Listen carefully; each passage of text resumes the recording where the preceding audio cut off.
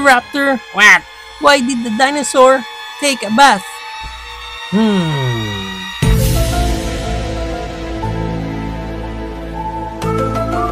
Why?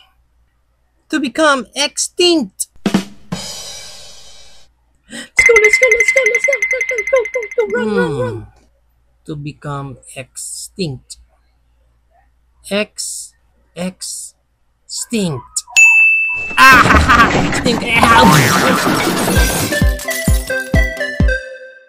And here's the toy that we're going to review for today. This is the Jurassic World Legacy Collection Kitchen Encounter Pack. Pack Encanturo en la cocina, cofret con effrontement dans la cuisine, conjunto encontro na cocina.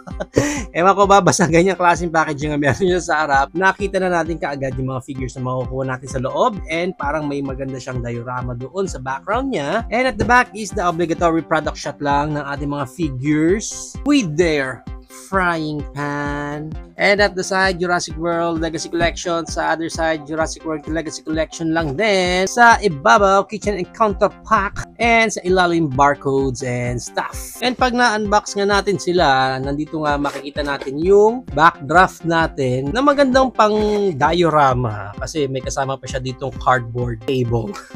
Pwede nyo ilagay dyan kung gusto pwesto yung table nyo, or gusto nyo dito, may gagawin kayo sa area na to, bahala kayo. Ang maganda dito, movable po yung ating stainless cardboard table. Maayos naman dito yung backdraft natin ng diorama. Actually, maganda siya. As you can see here, na naka-clamshell pa yung ating mga main figures. So, i-unclam na natin yan.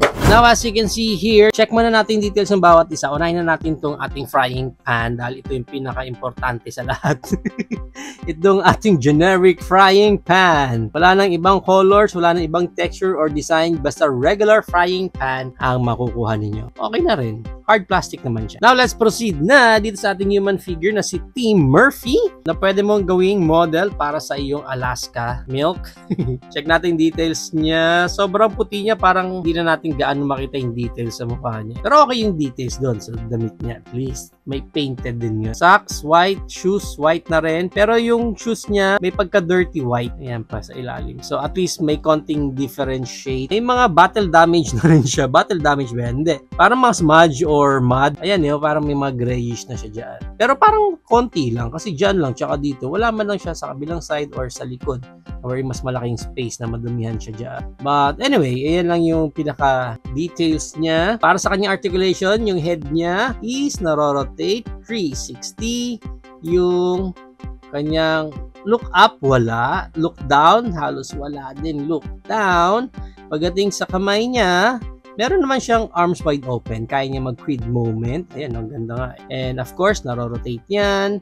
Next articulation natin is wala sa elbow. Seryoso, wala sa elbow, guys. Oh, yun lang. Walang articulation sa elbow. So even sa hands niya, wala na rin siyang articulation. Sunod na articulation niya, wala rin sa waist. Ito na sa pinaka-legs niya, wherein yan yung high kick niya.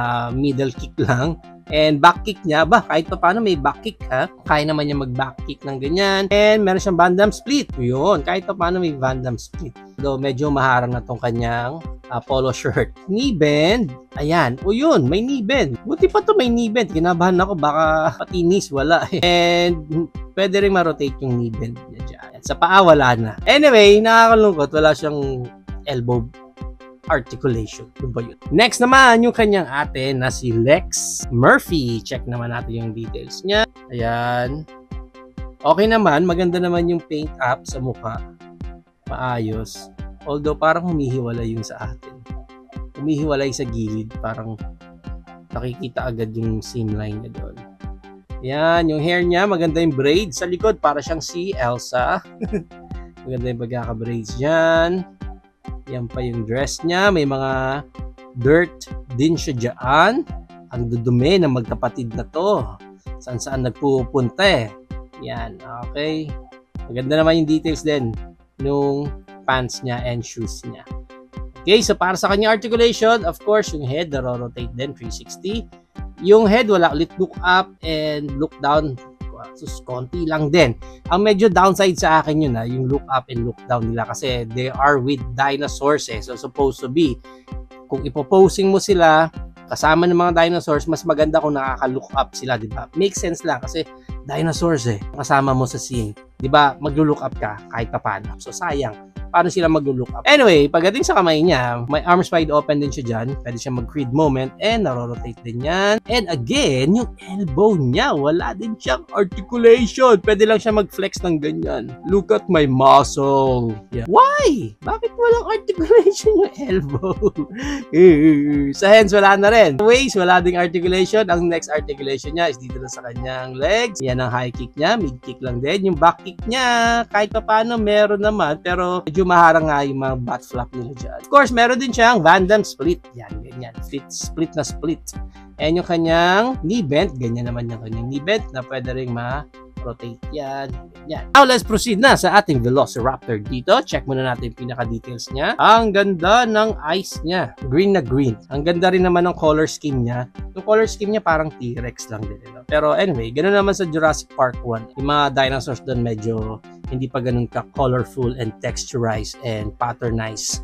Ganyan sila. Ang itsura niyan sa harap. Okay. Maganda maganda yung mold din ng face ng head niya. Ang ganda. Medyo overbite lang talaga. Sad part, yung nails sa kamay, wala ng paint. Pero at least sa paa, painted. Tail niya, okay, sa ilalim. Ganyan ang itsura niyan.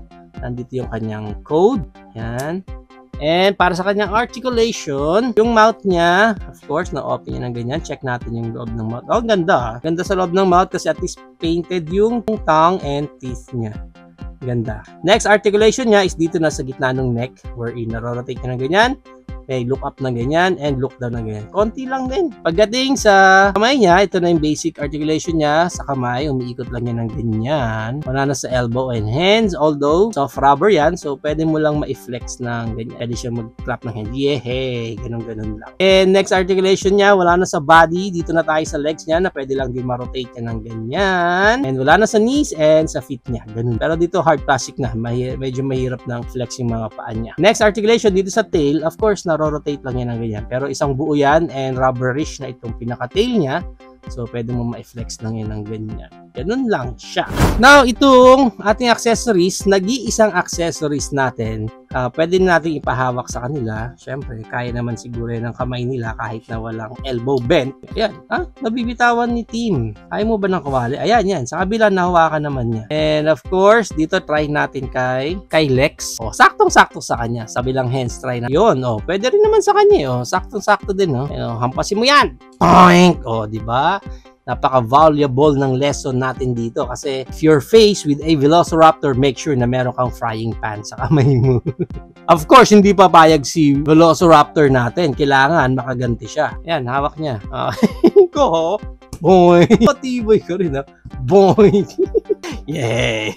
Now, para sa height ng mga figures natin dito, check muna natin ating Velociraptor which is around 4 inches din naman siya. Of course, depende yan kung paano nyo itatayo yung Velociraptor natin. And yung haba niya is mga nasa 7 inches. Yung dalawang kids natin dito, si Lex is around 3 inches. Mga ganun, lagpas lang siya ng konti. Pero mga at least 3 inches siya.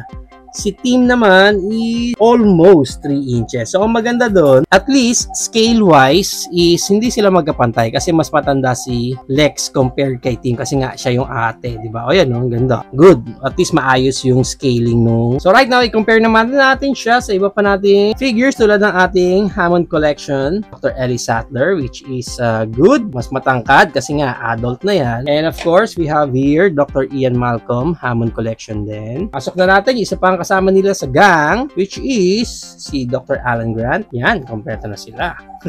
And of course, mag-include din tayo ng another generic Velociraptor natin dito. Yan, basic na Velociraptor. Yan ang scale. Parang magkapareho lang naman yata. Yes, halos same lang. Paint up lang yung pinagkaiba nila. Of course, mas maganda yung paint na itong brown compared dito sa orange. And of course, mag-include tayo ng ating Hammond Collection Velociraptor. Yan, para lang sa comparison. Let's include our Hammond Collection Triceratops. And of course, our Hammond Collection T-Rex. Yun, ang ganda ng scaling nila. And lastly, our Hammond Collection Brachiosaurus. Ayan, ang laki niya talaga. Hahaha. So yan ang ating height comparison. If you're planning to avail this kitchen and counter pack, ang price range niya is around 2,500 up to 4,500. Depende na lang again kung saang specific market kayo makakuha ng copy nyo nito.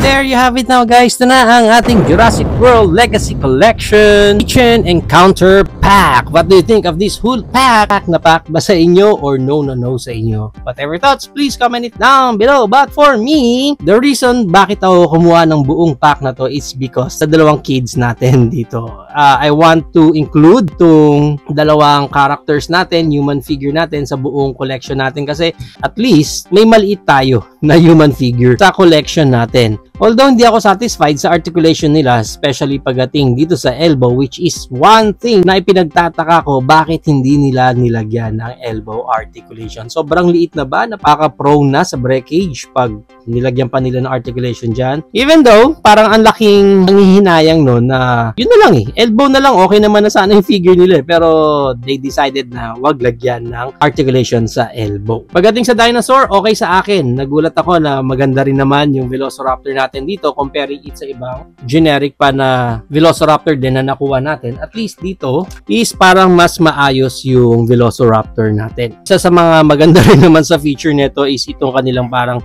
backdraft na pwede mo talagang i-recreate yung scene nila na yon sa kitchen. Yan. But for me, I think hindi ko sila i-display ng nakadiorama ng ganito. But it's a good option para sa inyo. How about you guys? Kung meron ba kayo nito, i-display nyo ba siya ng kasama yung backdraft nila or alisin nyo ba sila sa box? Or tulad ko, gagawa kayo ng sarili yung scenario pag i-display nyo na sila. Let me know naman sa comments down below.